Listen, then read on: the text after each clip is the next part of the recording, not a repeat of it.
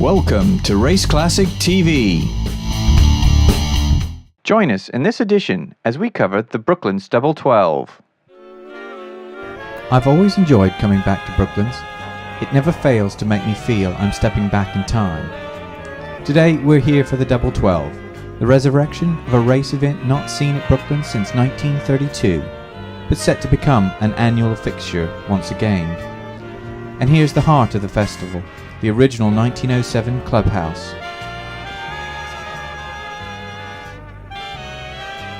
Here I'm scaling the 30-foot high Byfleet banking, one of the icons of Brooklands. Rather amazingly, it took only 9 months of work to get the Brooklands Motor Course open in June of 1907. It's difficult to imagine such a feat being accomplished in so little time today.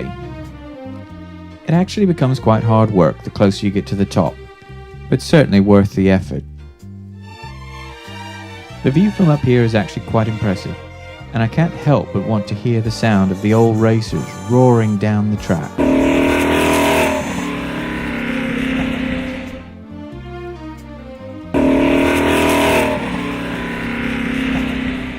There won't be time to visit everything, but let's make a quick stop in the Malcolm Campbell shed, built in 1926 to trade racing sports cars, and subsequently where many of his Bluebirds were built.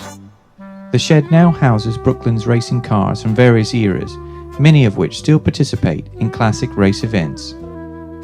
A race office with its own soundtrack has been recreated, so let's listen in.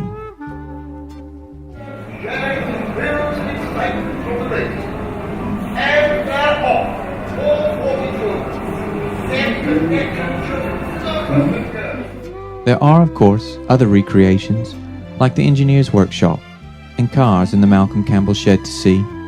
For me, it's these recreations, period music wafting from speakers around the motoring village, buildings, tuning sheds, petrol pagodas, and of course, historic racers that creates the wonderful nostalgia of Brooklands.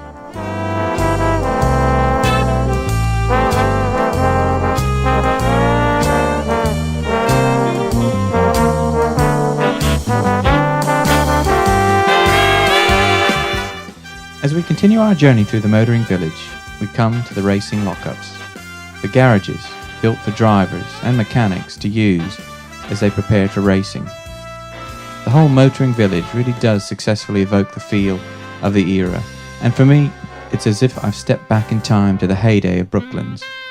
But now, it's time for us to step forward in time, to the present day, to see these motor cars in action.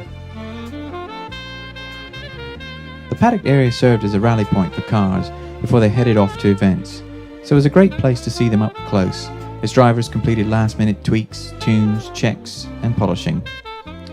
You did have to mind your back constantly, however, given there was always at least one car on the move. In fact, we saw more than one close shave, but fortunately there were no accidents. Having managed to get some footage of the bins in the paddock area, we got lucky and managed to capture some brief action of it out on the track. Let's stick with the track and see a bit more action. By this point in the day, things had come off the rails as far as the schedule went, with cars just appearing on the track in what seemed like random groups. But given they were parading, it wasn't really a problem, unless there was something specific you wanted to see.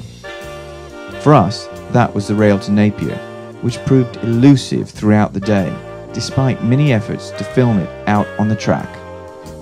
And here we managed a quick shot of one of the winners having received his trophy and prizes from Heikki Kovalainen. Much more to come later in the series.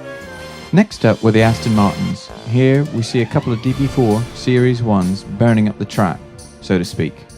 The original Double 12 was run as a 2-day race with cars competing for 12 hours each day.